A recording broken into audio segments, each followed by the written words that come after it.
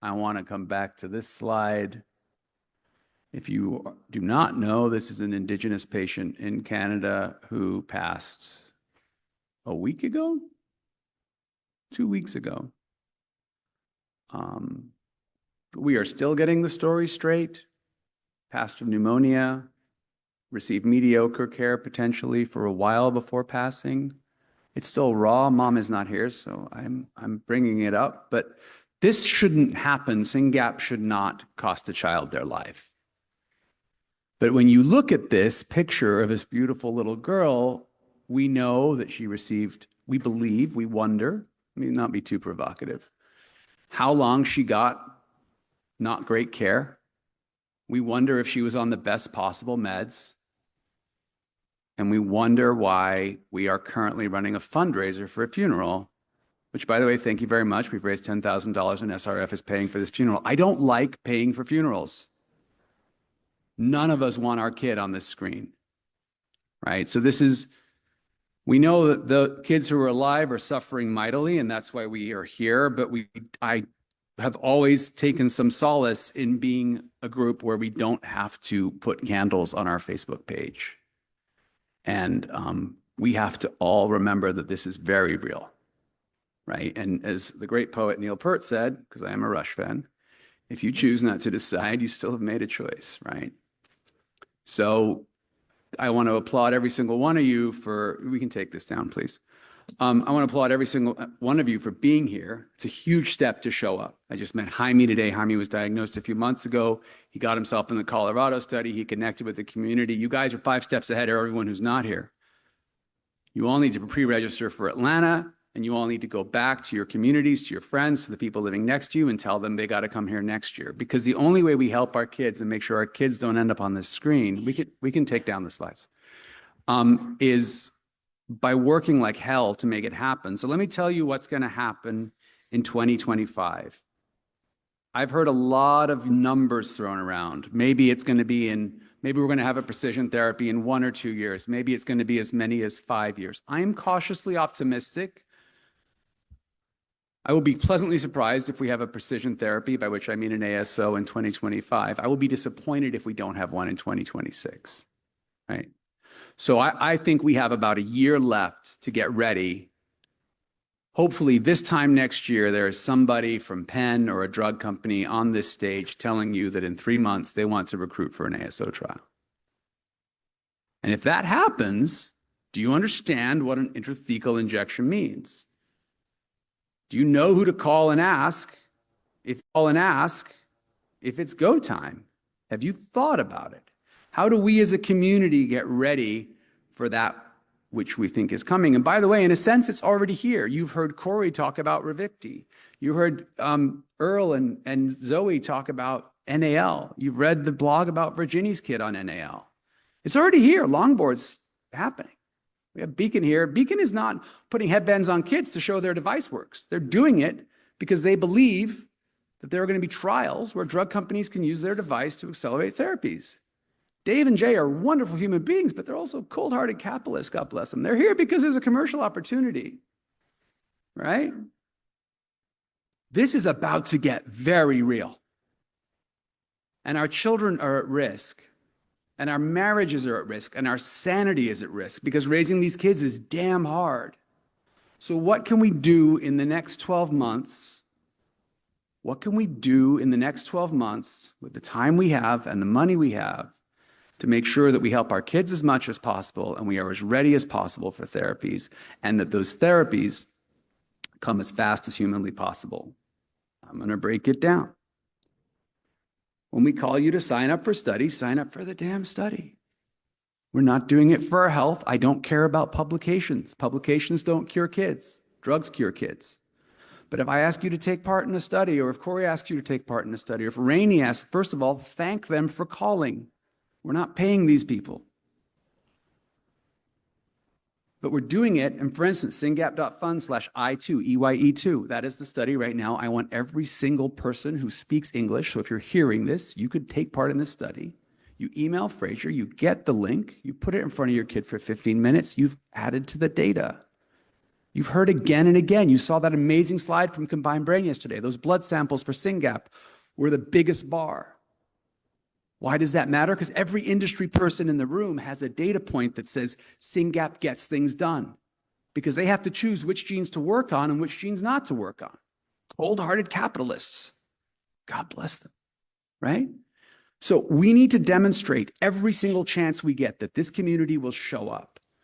And right now it's studies. And believe me, I say no to people. When they call me up and it sounds good, but it's a pain in the ass for you, they don't get past me. Because I'm not going to waste your time. I know that you have diapers to change, kids to feed, jobs to do. But if they do get past us, we believe that that study will help bring our kids closer to a cure. So step one is studies. Step two is trials. You heard Dr. K here today talk about longboard. We have very few patients with countable motor seizures. But if you have a countable motor seizure patient and you're not already on Ravicti, I want you to sign up for Langboard. And I'm looking at my friends in Australia and Brazil. Like, if there's countable motor seizure kids around the world, that's a huge study. It's a lot of people in the industry are watching it. And in 2 or 3 years, Dr. K will probably be long gone, but whoever's presenting that data is going to have a slide up there, and there had better be a big dot with Syngap data. And that is up to us, right? Longboard knows who we are. We brought them here, but that is now up to the families to sign up. And if you have concerns and reservations and questions, that's totally normal. Ask them. Ask. Hit the groups. Call me, call Corey, call Zoe, call someone. Call Catherine, actually. She's way smarter than I am.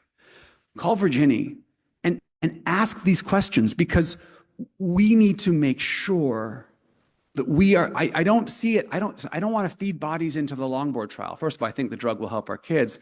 But second of all, I want us as a community to build the muscle of participating in trials. Peter and Corey and so many others, Allison, I think, and are you guys in that trial too, Stacy? Or Ravicti? These are families who I called and they said, I want you to do this crazy thing. I want you to go and talk to this crazy doctor and put this drug you've never heard of into your kids. They did it. And now there'll be a paper, 9 Syngapians, paving the way, you guys. So the way we bring the future better is we recognize the goal is drugs in kids, and the way we get ready for drugs in kids is we get ready for trials. Every single family, every single kid can do that. And back to studies, CHOP. I was talking to a family earlier and they said, do we really have to go to CHOP? Can't we do telehealth? And I was like, no, you got to get up there. You got to go to CHOP. You've heard me say this, right? And by the way, you're getting more out of it than you're giving. I know it's a pain in the ass to get up there. And if it's a financial burden to get there, talk to us. We'll take care of the tickets. But we've got, those slots will only be here for a couple of years, and we've got to fill them. So studies and trials are essential. The other thing that's essential is family support. And I wish we had time for me to make you all clap for Corey. We don't. They did it anyway. When Annie Peck died, I think I had people calling me, telling me we needed to do a fundraiser. I think Corey called Virginia called me, and I was like, yeah, sure, do it. Right? Corey works for free. She has a child, she has a neurotypical child, she has a husband, she has a day job, and yet somehow she is all over. Every single family in this room has talked to Corey Barnes. Basin, sorry, my trainer's Corey Barnes. She's amazing. And Rainey is on her team, and Zoe is helping her, and bringing the families in as fast as possible and triaging them. Is this somebody who can help and we can turn into a volunteer? Stacy Miller wasn't diagnosed a year ago. She just ran this conference. Is this somebody who needs help, right? Connecting them to each other. Is this somebody who is a person of color? Is this someone who is LGBTQ? Who can we connect them to? How can we bring them into this family? How can we make sure that every single person who cares for someone with SYNGAP1 is part of this community, is welcomed, and is supported? Because there is room for everyone. That is the right thing to do. By the way, we'd be stupid not to welcome a patient into our community because we want them in trials. Let's be really blunt here. If trials fail, our kids don't get drugs. Trials should fail because drugs don't work. Trials should not fail because we have failed to fill them with people. But they will. And as soon as a Syngap trial fails, because we have failed to fill it, there will not be another Syngap trial. And then you got to zoom out just a hot second. There's 1,500 patients with Syngap in the world that we know about, 425 in the US. Most of those trials are going to be in the US and other countries, Germany, Australia. And when you hear about these trials and you think about taking your kid and getting on planes and going to these centers, and by the way, Longboard's going to be very flexible on that. You have to go, but you're going to be able to choose. There's going to be a very natural part in that thought process where you're like, this is a pain in the ass. Do I really have to do this? Somebody else can do that. Mike can bludgeon someone else into doing this.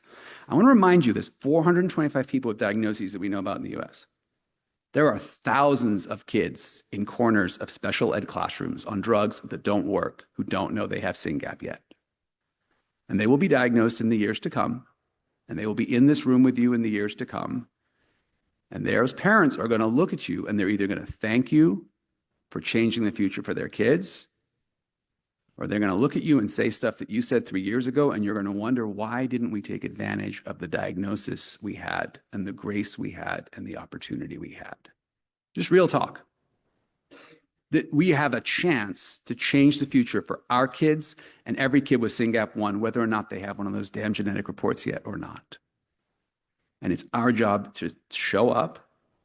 We've got breath, we got to use it, and then to go back into the community and to our friends and to our neighbors and to the people who live near us with Syngap and say to them, get off your couch, let's get to work. That's the only way it's going to happen. Family support is huge.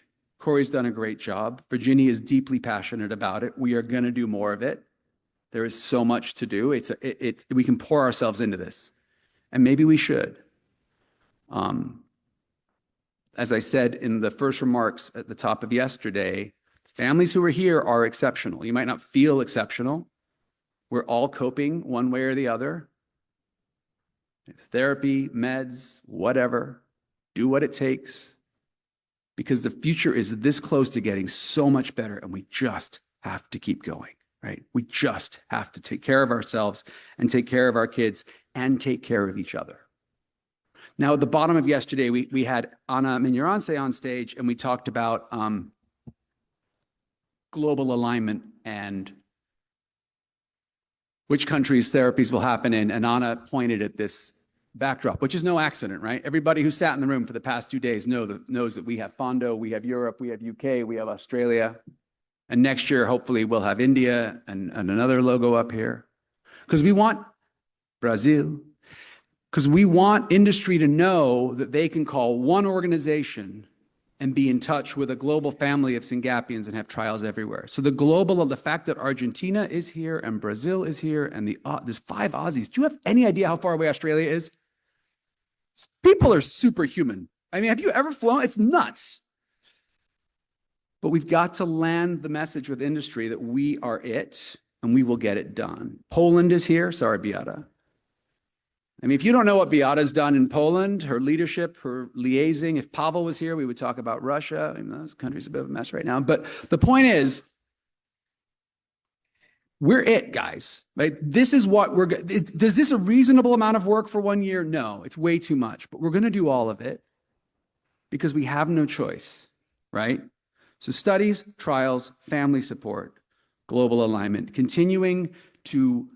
And global alignment, just to be crisp, is a pain in the ass, right? We're all in different time zones. We all have different people yelling at us. We all have jobs. We're all already running organizations. And now we have to make time for another call that's inconvenient for at least half of us to tell each other what we're doing.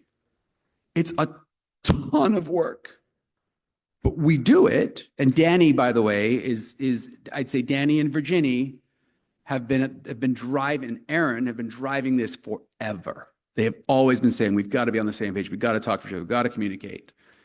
And we do, but it's more work to do. It's being crisp on what we're working on, and it's connecting with each other, and it's making it happen. But when Annie Peck passed, because we have global alignment, I was able to email Dr. Dani Andrade, who was here last night, who was one of the queens of neurology in Canada, and she was on the phone with a family inside of 24 hours, right?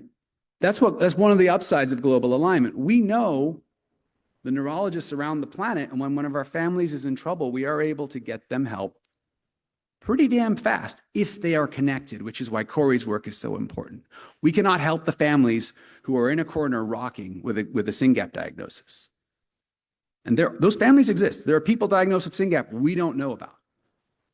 And we got to find them. When your PT, OT, ST, whatever, tells you, I see another kid with Syngap. They're just here in the next town over, and you don't know that family, you go full Sherlock Holmes. You find them.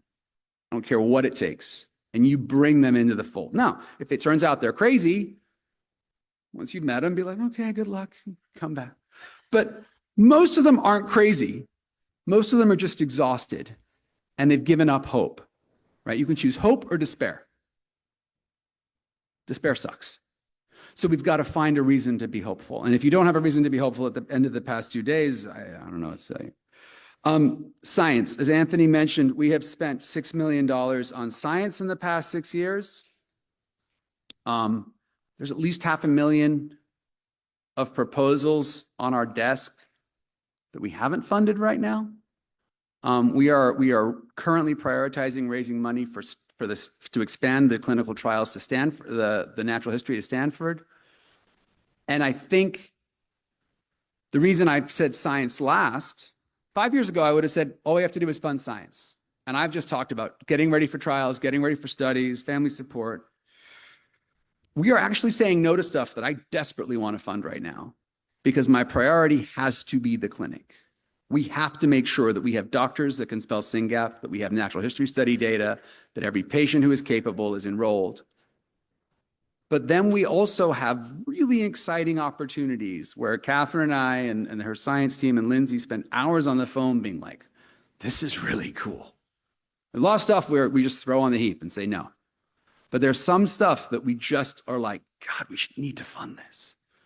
But when we say we need it, we're talking about 130 grand a pop or more, right? Doesn't take much to spend $500,000 these days. And so that's where Anthony's presentation was so important. The fundraising is key. And if you're like, I can't do any fundraising, that's not true. You can do some fundraising. You might not think it's an impressive amount of money, but if everybody in this room raises a not impressive amount of money, that'll be an impressive amount of money. And here's the thing about fundraising. I'm looking at Julie Miles and Suzanne Jones and Brett and Sydney, who aren't here, and everyone who's ever done a sprint. Most people who actually do a fundraiser, who stand up in front of their community, who email their friends and say, my kid has Syngap and this is what Syngap is, and there's this organization and this is what they do, and I'd really appreciate it if you support them. Most people are pleasantly surprised at how much money they raise. The people who don't do that raise $0. But the people who try raise something, and then if they try again a year later, they raise more. And people say to me, how can I help? And then I say fundraising, and they're like, oh, what did you think I would say? It takes money to do this. And we have some rock stars like Suzanne who raised $1 million. And let me tell you, it's not like Suzanne just sent out an email and raised $1 million. Like, she works her butt off on those events. And the other thing that's great about doing those events, and Julie and Suzanne and others can attest to this, it's a chance for you to say to your community, hey, my kid's got Syngap, and this is what Syngap looks like, and this is why you need to help them. And I think Joe Ashline today, is Joe here? You're right there. So eloquent about this is my kid, and they deserve to be seen, and they deserve to be loved, and they deserve to be supported.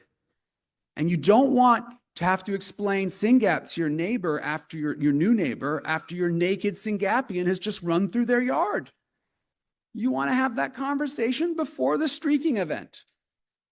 We moved a year and a half ago. I got an email from my neighbor. Tony's in our yard. We're having a party.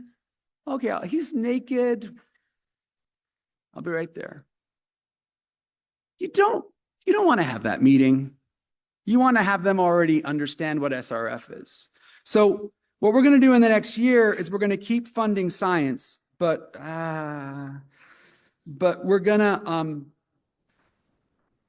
be really smart about it. We're gonna make sure the clinics are funded first, and we're gonna work like crazy to fill studies and trials and grow this community, because nobody should have to deal with this disease alone, and we need to get kids in studies as they arrive. And the last thing I'm going to talk about is policy. Do I expect all of you to do all these things? Obviously not. But I want you to understand all of the things that are coming at us, right? If you remember the industry panel yesterday, and we said, what can we do? And if you've been here since yesterday morning, you know we're doing a hell of a lot. And they were like, you guys should really be on the Hill talking policy. And part of me was like, yeah, you're right. And part of me wanted to throw something at Suyesh, because I was like, come on, man.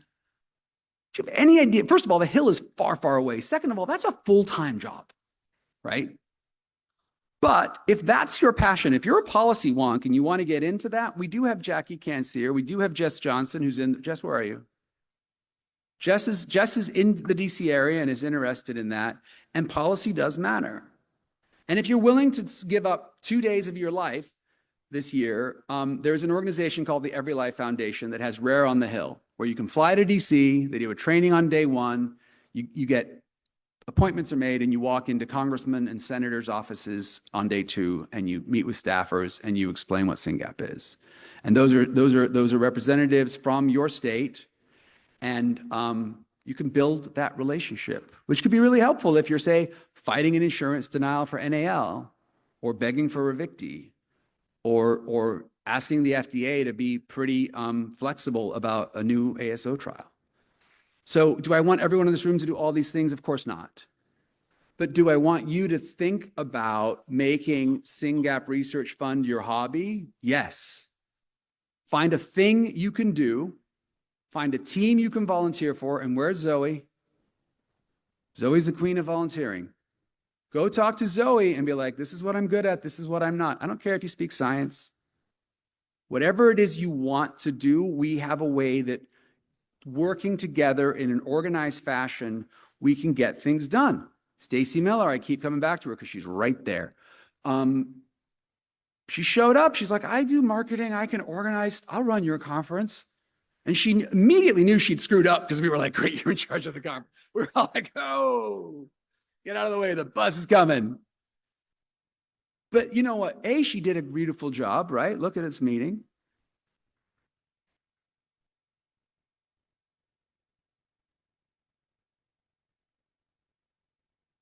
But B, normally, for the 3 months before the conference, Lauren is just calling me in tears. Like, I hate my life. Why am I doing this? I'm like, I'm sorry. I don't know. I don't want to do it. So you have to. It's always very traumatic for both of us. This year, she's like, this is amazing. Stacy's doing it. We did it with SLC. So there's people over there who've helped us. But Stacy not only did a better job than we did last year, but she freed up Lauren and others to do the work that we've been doing, right? Everyone has an individually printed name tag. That's all Lauren, right? So the year ahead, the headline is trials are coming. If you think today was complicated, wait for 1 or 2 years from now, when you're going to walk up to me at the end of the meeting and be like, so wait, 2 people just presented about this drug and that precision ASO, that's intrathecal injection, all these words I don't really understand, and my kid qualifies, which one should I do? That's coming. Hopefully probably 1 or 2 years away. I really do believe it. The only way you're going to be ready for that conversation, and the only way you're going to take advantage of that opportunity for your loved one, is if you're already wearing the bracelet. If you've already got 3 other parents on speed dial who you can process this with. So what lies ahead in the year ahead is that everyone here is going to help grow this organization, because it's the best way to help your loved one. If there's a better way to help your loved one, let me know and I'll change this organization. But I don't believe there is, because there's so many people in this room who work really hard to make sure that SRF is doing everything it can. So with that, that's what the year ahead looks like. We're gonna get tighter, we're gonna get faster, we're gonna get better, and trials are coming, because this community has a reputation and we're gonna keep it up. Thank you all.